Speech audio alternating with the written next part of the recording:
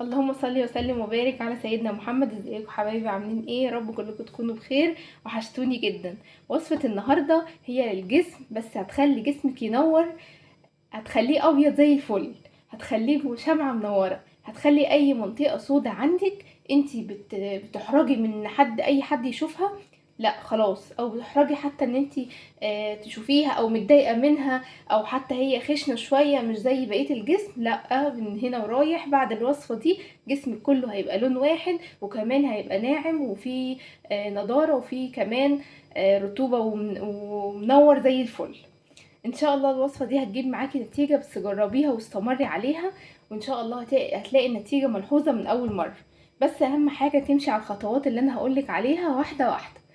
ولو انتي اول مره تشوفيني تشتركي في القناه وتفعلي زر الجرس عشان يوصلك كل جديد، وكمان لو عجبك الفيديو تعملي لايك وتشيريه عشان كل البنات تشوفه وتبقى شمعة منوره زيك.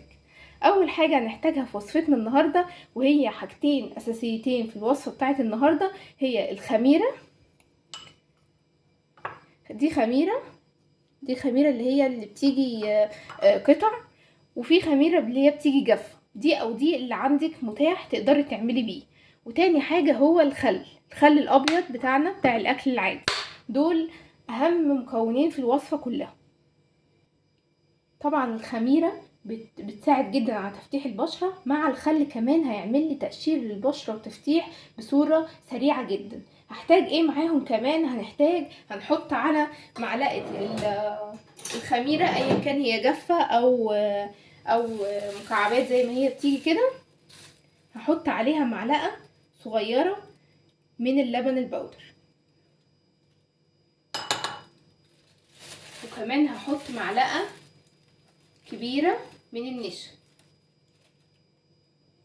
دي معلقة صغيرة، فانا هحط معلقتين من النشا، وهبدأ اقلب الخميرة مع النشا مع اللبن البودر كويس قوي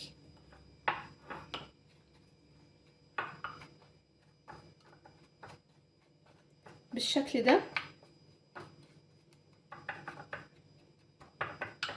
ابدأ ادخل المكونات كلها مع بعض. طبعا النشا واللبن البودر بيساعدوا على تفتيح البشرة بشكل سريع وفوري، وطبعا ليهم فوائد حلوة قوي للبشرة، لانهم فيهم فيتامينات.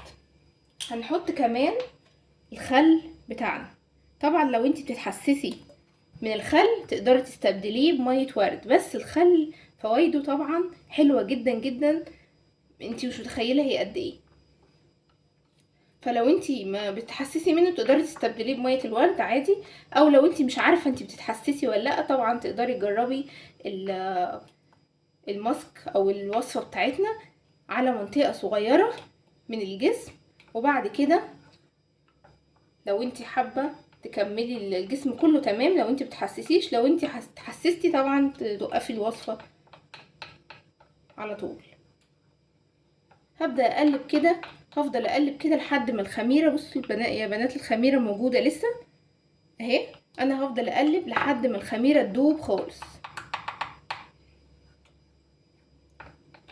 عشان سمك كمان الوصفة او الماسك بتاعنا النهاردة يبان معايا لما الخميرة تدوب.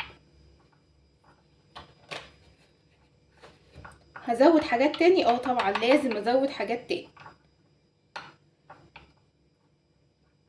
هزود ايه تاني؟ هزود حاجات لترطيب البشرة، لان النشا ممكن ينشف معايا بشرتي شوية. هو بيساعد على التفتيح، بس انا لازم اعمل معادلة بينه وبين الترطيب عشان يرطب لي جسمي مع التفتيح. بالشكل ده يكون الخميرة دابت خالص. طبعا الماسك انا بالنسبة لي كده شوية سايل، فانا هقدر اضيف عليه شوية نشا كمان،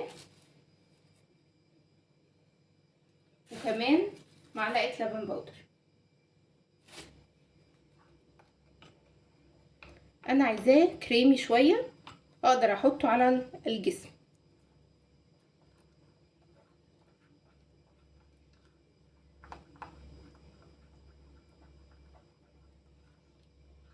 بالشكل ده كده تقل معايا وبقى مناسب.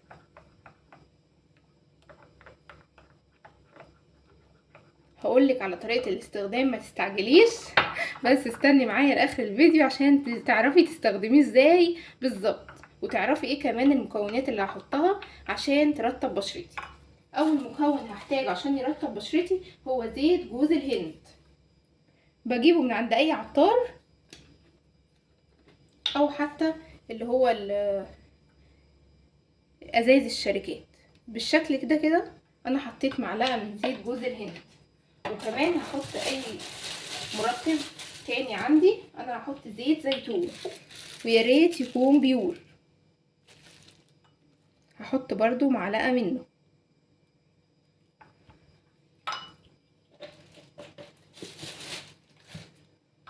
بالشكل ده كده اكون خلصت الماسك بتاعي. في اضافات تقدري تحطيها، تقدري تحطيها زي ايه؟ طبعا زيت الزيتون او زيت الجوز هند او اي مرطب، حتى كريم عندك. لو انت ما عندكيش الزيوت دي ومحتاجه تعمليها بس انت عندك كريم مرطب، حطي معلقه كبيره من الكريم مرطب، بس لازم اي مرطب مع الخل، ده حاجه ضروريه. اي بقى اضافات انت عايزه تحبي تحطيها او مش عايزه، دي حاجه ترجع لك. لو عندك لون طعام احمر، انا افتكرت ان انا عندي لون طعام احمر فطبعا هحط الجسم، هيخلي اسم جسمك مورد واحمر وشكله حلو جدا. ده لون طعام، بتجيبيه لون احمر من عند العطار برضو، لون طعام، لون يعني ما مش بيتحط على الاكل، ما منوش اي ضرر لاي جسم ولا حاجه. هتحطي شعره صغيره قوي منه بحيث ان يكون الماسك لونه وردي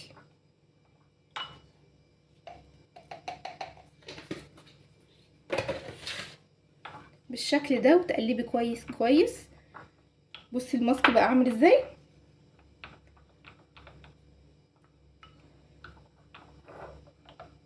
الله، وعلى ريحته كمان زيت جوز الهند مخلي ريحته بتجنن، يعني بكده هتخلي لون جسمك وكمان ريحته ونعومته حلوه جدا جدا جدا. طب هتستخدمه ازاي؟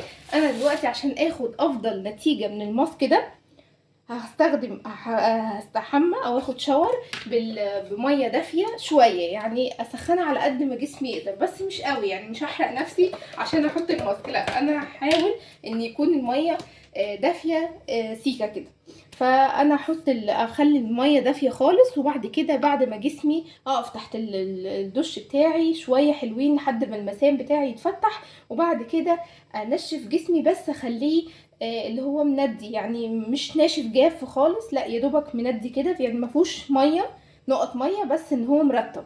وبعد كده ادهن الماسك بتاعي ده على اي منطقه انت حباها، جسمك كله ماشي، اي منطقه ماشي، منطقه الاندر ارم ماشي، منطقه البيكيني ماشي، اللي انت عايزاه، رجلك، كعب رجلك، كله دعاكي جسمك كله كده بالماسك اللي بقولك عليه ده.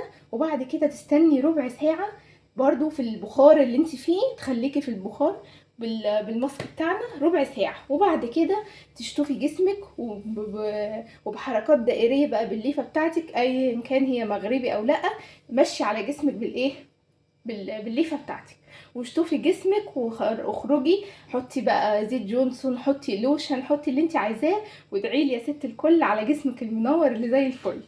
اشوفكم في فيديو جديد يا حبايبي، يا رب الوصفه تكون عجبتكم وتجربوها وتستفادوا منها.